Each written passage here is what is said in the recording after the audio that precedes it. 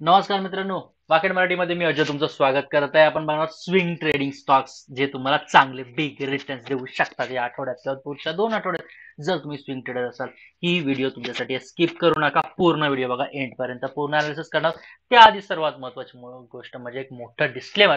सगळा जे स्टॉक्स आहेत, सगळे स्ट्रॅटेजी बरोबर सगळे अनालिसिस बघून आपण वापरणं सगळ्या गोष्टी करणार आहोत. ते सर्व स्टॉक्स आहेत कशासाठी आहेत म्हणजे तुम्हाला कशासाठी आहेत सांगा? या अभ्यासासाठी आहेत. तुम्हाला स्वतःहून ट्रेड करायचा या स्टॉक्सवर तुम्ही तुमच्या रिस्कवरती करू शकता. चला तर मग सुरू करूया. आपण पहिला स्टॉक बघतोय तो म्हणजे मारुती. 1 आवरचे टाइम फ्रेम आहे. मारुती आता ही जी लेवल आहे ही लेवल तोडण्याचा विचार करतात. तर मारुतीचा विचार केलात, हा जो शेअर आहे जवळपास बघा एकदा दोनदा ठीक आहे सेलिंग, परत तिसऱ्यांदा ह्या रेंजच्या आसपास हा जाण्याचा प्रयत्न करतो, हे लक्षात असू. ठीक आहे. त्याचबरोबर आता हा जो स्टॉक आहे, जर याच्यामध्ये तेजी कंटिन्यू होत असेल तर आपण बाय करू शकतो. ऑनेस्टली यस, बाय करू शकतो. कुठे जरी लेवल पकडला 11,720च्या वरती हा शेअर टिकला तर डेफिनेटली बाय करू शकता. स्टॉप लॉस जो आहे 11,600च्या आसपासच्या वरच्याची 1:1:1.5 आरामात मोमेंटम तुम्हाला बघायला मिळू शकते या शेअरमध्ये. परंतु विषय असा आहे, ही जी रेंज आहे या रेंजच्या आसपास इथे कुठेतरी क्लोजिंग आहे. मार्केट इथून जर खाली येत असेल किंवा हा स्टॉक जर इथून खाली येताना जर थोडाफार बघायला मिळाला, थोडाफार पुल बॅक मध्ये छोटासा ट्रेड घेण्याचा प्रयत्न करू शकता. इथून मार्केट ओपन होणार स्टॉक जर इथून खाली येत असेल ह्याच्या खाली म्हणजे थोडक्यात काय थोडंफार पुलबॅक मध्ये याच्या खाली 11,518च्या खाली टिकलं तर डेफिनेटली तुम्ही 11,450 किंवा 11,400च्या आसपास थोडक्यात एवढा टार्गेट तुम्ही घेण्याचा प्रयत्न करू शकता. थोडक्यात या रेंजमध्ये बघायला मिळू शकतो. पण टिकण्यात यशस्वी राहिला वरच्या दिशेने जात असेल एंड पॅटर्न देऊन तर डेफिनेटली ह्या रेंजच्या वरती टिकलं तर मग गो लॉंग म्हणजे थोडक्यात काय शॉर्ट टर्म साठी एक चांगला जवळपास मोठा ट्रेंड तुम्ही कॅच करू शकता एक व्यवस्थित पॉज नंतर या स्टॉक मध्ये, हे लक्षात असू द्या. त्याच्यानंतर आपण उडी मारतोय ते म्हणजे कोणता झील. आता झील जी आहे, झील म्हणजे थोडक्यात झी एंटरटेनमेंट. ठीक आहे. ही जी कंपनी आहे हा जो स्टॉक विचार केला तर लक्षात घ्या हा स्टॉक 300 पर्यंत गेला होता, हे क्लिअरली बघायला मिळतं. जेव्हा आपण डेली वरती गेलो तर तुम्हाला समजेल या शेअरची मोमेंटम कितपर्यंत झाली होती. जवळपास हा शेअर 600 2018ला 600 पर्यंत होता.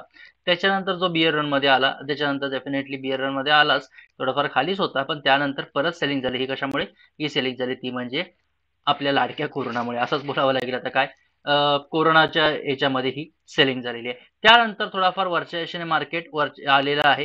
ठीक आहे. परत इथून डेफिनेटली एक 380 पर्यंत गेला आणि त्याच्यानंतर हा स्टॉक जो आहे परत मार्केट खाली आलेला आहे, हे लक्षात असू दे. आता करंट मध्ये हा जवळपास हा जो शेअर आहे या त्या लेवलला ऑपरेट करतोय. जवळपास हे बघा ही जी लेवल आहे 2020 ची, त्या लेवलला हा स्टॉक ऑपरेट करतोय, लक्षात घ्या. ठीक आहे. जर हा शेअर इथून बाउन्स बॅक होत असेल, मी काय म्हणतोय, जर हा शेअर इथून बाउन्स बॅक होत असेल, कुठून बाउन्स बॅक होत असेल, इथून बाउन्स बॅक होत असेल तर डेफिनेटली बाईंगची एक विषय आपण करू शकतो. पण लगेच बाय करायचं आहे का? नाही. अवरली टाइम फ्रेम वरती 176.75च्या वरती हा शेअर टिकला तरच आपण बाय करण्याचा प्रयत्न करू शकतो, हे लक्षात घ्या.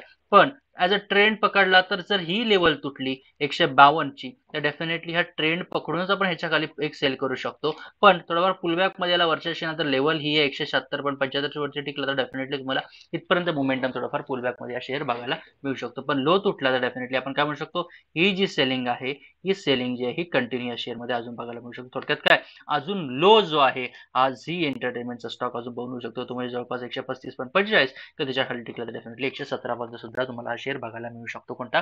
झील हा स्टॉक, हे लक्षात असू द्या. ठीक आहे. त्याचबरोबर आपण उडी मारतोय Eicher Motors. Eicher Motors actually एक नामांकित कंपनी आहे, खूप मोठी कंपनी आहे. आता 3,860च्या आसपास हा शेअर ट्रेड होते, लक्षात घ्या.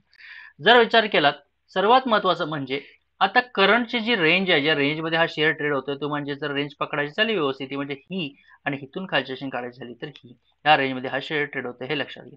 तुम्ही ब्रेकआउटची वाट बघावी का?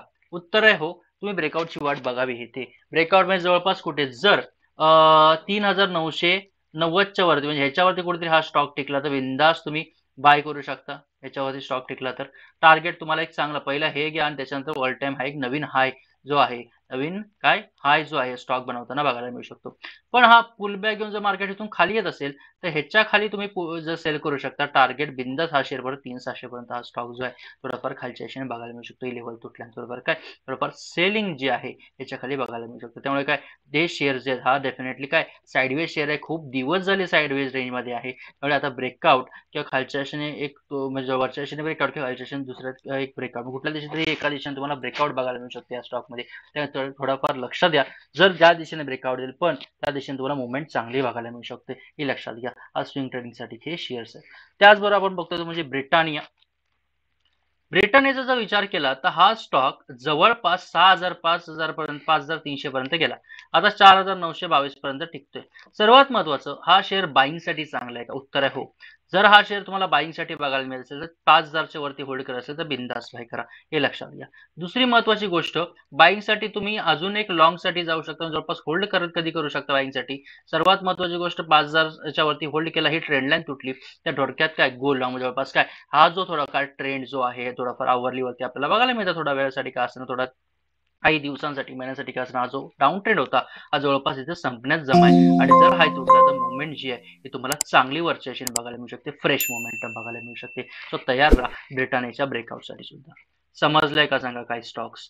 समजलं असतील तर लाईक कमेंटच्या चॅनलला सबस्क्राईब सुद्धा करा.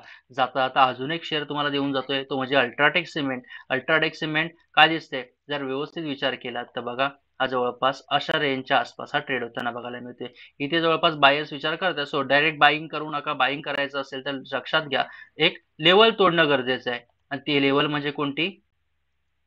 ही 10,313च्या वरती टिकलं तर बिंदास बाय करा.